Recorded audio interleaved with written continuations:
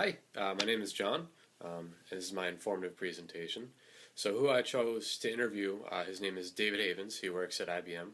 He's a senior test level manager, and what he does is he oversees a team of people who test wafers, which are a large number of computer chips in a kind of a circle, and they test those before they break them into computer chips and then sell them. So, by talking to David, I found out that on a daily basis, he uses different forms of communication. He uses persuasiveness, and he uses presentations and receives presentations to better communicate with his fellow coworkers, and as well as all three of those things help him be more productive. So at David's plant, they use multiple types of technology to stay connected throughout the workday. So the primary one that he mentioned was email.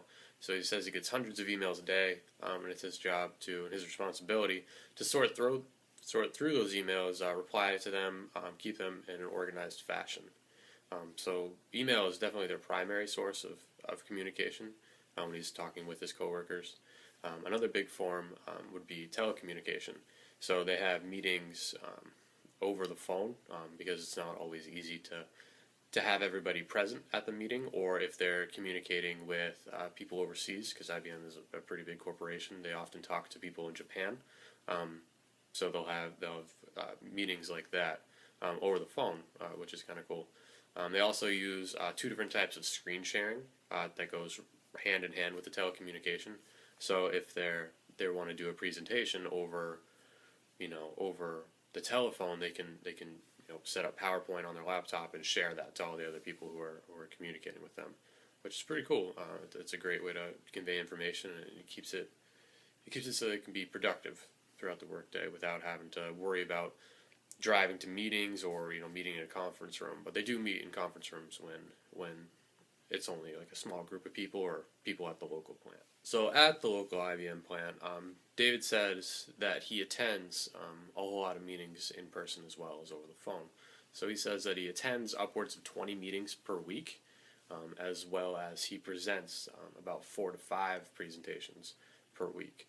So a lot of it's done in person or telecommunication, like I said before, in the communication section.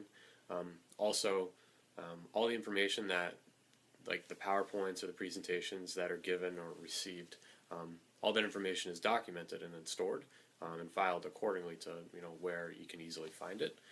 So that's great. It aids in the overall how productive the company is or the individuals are, and it makes it a great reference for later. So if they have questions about what happened in the meeting, or if they have questions on specific numbers, those can be easily reflected on as everyone has a copy of those presentations. As David works primarily with a lot of numbers, like different test parts going through, pass-fail tests, he said that persuasiveness in his job specifically isn't as important as being informative. So a lot of the presentations that are given actually give numbers or stats or what percentage of the computer chips failed the test or passed the test. That type of information is what they deal with primarily. So they don't necessarily try and be persuasive. It's more of an informative meetings or presentations, so that the correct people can make changes if need be, or if they need to order more parts, or if a certain batch is bad and they need to get rid of them entirely. It's not necessarily being persuasive that's important with his job. It's more being able to present information in an organized fashion so that people can do their jobs effectively and that no one's going to be slowed down. So in summary, communication and presentations play a very large role in David's average workday. He says that without those two things, that operations would come to a standstill at big companies like IBM, and actually any type of company in general. It's very important that communication is very well perceived, and everyone's on the same page. As far as persuasiveness goes in David's area specifically, he doesn't necessarily use that too much. It's much more informational in his presentations and his communication. It's important that everyone is on the same page, more so than trying to convince one person to do one thing or another. So without the levels of communication and technology that we have today, the businesses of the world wouldn't be nearly as popular, nearly as successful as they are. So without those, technology is really taken us to an entirely new level, and is critical for anyone who wants to be successful in the workforce.